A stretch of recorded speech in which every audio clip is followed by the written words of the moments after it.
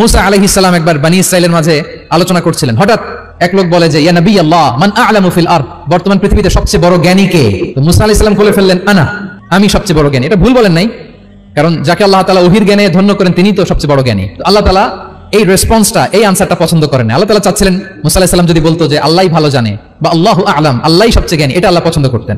তো উনি যখন বলে ফেলছেন আল্লাহ বলে না মুসা, তুমি যে বলে ফেললে আমি সবচেয়ে বড় জ্ঞানী, তুমি তো সবচেয়ে বড় জ্ঞানী নও, তোমার চেয়ে বড় জ্ঞানী আছে। শুনে তো মুসা আলাইহিস সালাম অবাক, কি আমার চেয়ে বড় জ্ঞানী কোথায়?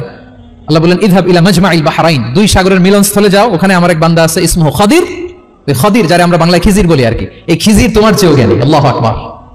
আপনারা সূরা কাহফের তাফসীর করলে জানতে পারবেন। গেলেন, নৌকার মধ্যে বসা, হঠাৎ একটা চড়ুই পাখি এসে সাগরের পানি খাচ্ছে।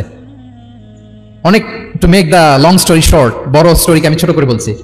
দুইজন নৌকায় বসা, একটা চড়ুই পাখি এসে সাগরের পানি খায়। তো খিজির আলাইহিস সালাম বললেন মুসা, চড়ুই পাখিটা দেখতে পাচ্ছ? মুসা আলাইহিস সালাম বললেন হ্যাঁ দেখতে পাচ্ছি।